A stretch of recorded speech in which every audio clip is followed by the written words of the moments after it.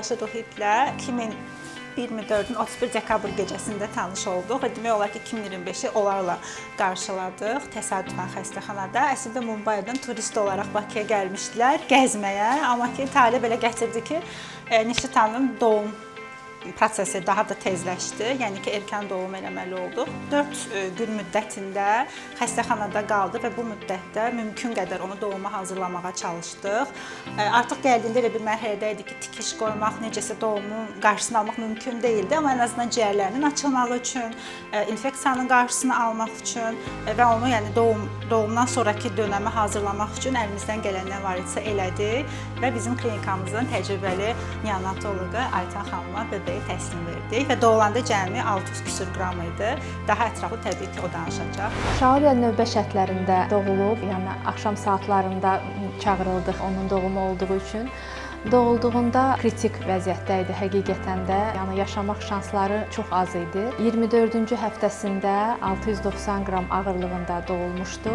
Xəstəxanamızda olduğu 3 ay ərzində, yəni yeni doğulmuşun, bir prematur uşağın keçəcəyi bütün kritik hallardan keçdi. Bugünkü gün bütün müalicələrini uğurla başa vurub, xronoloji 105-ci günündə, 38-ci həftəsində 3 kilo ağırlığında ümumi vəziyyəti qənaətbəxş olaraq biz onu evə göndəririk, vətəninə yola salırıq. Şauriyaya bundan sonraki həyatında sağlam və xoşbəxt böyüməyi arzu edirəm. Bu çətin müalicə müddətində, müalicənin uğurlu sonlanmasında əvəzsiz rolu olan tibbi personalımıza da, bütün Şauriyanın sağlamlığı ilə onunla məşğul olan xüsusilə bütün tibb bacılarına dərin təşəkkürümü bildirirəm.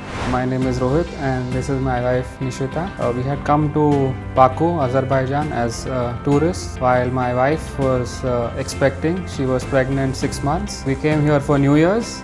Suddenly, due to some medical circumstances, my wife had to be rushed to Caspian Hospital. It was late night on 31st of December and we were very lucky that Dr. Zivar was there at 1:30 in the night. She attended her.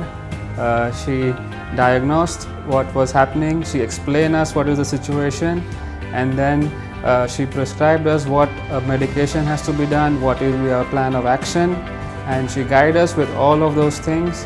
And we were very lucky that under her guidance and with help from all the hospital staff, we were lucky and blessed with a baby boy on 4th of January. The baby was premature. He was a little weak.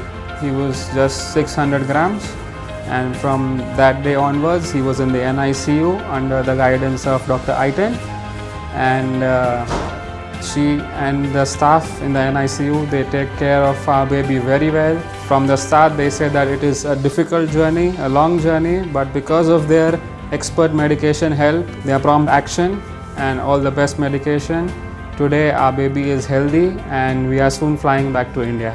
Hello, my name is Nishita. I can say that for me, Dr. Zivar has been my guardian angel, helped me in the time where I thought, I don't know, I would not be able to see my baby, but she helped me. And then Dr. Aitan has been a guardian angel for my baby, who she's cared for 3 months, day and night. She's been there for him, supported him, did everything best possible for him, and I completely trust her with my baby, and everyone else also should. Thank you. Which words are the same? Yes, there in are your language and our sakar. Sakar, şeker Rusça. Sakar, okay. Sabun. Sabun. Hesab. Hesap. En çok hesabı bilirler. Hafta. Hafta. Hafta. İşte 24 hafta. Her gün uşağın Vakil. Vakil. Vakil. Vakil. Okay. Will you come again? Yes, yes. When our son becomes big, Older, after 3-4 Inshallah, years, we'll wait for you. we will. What's the baby's name?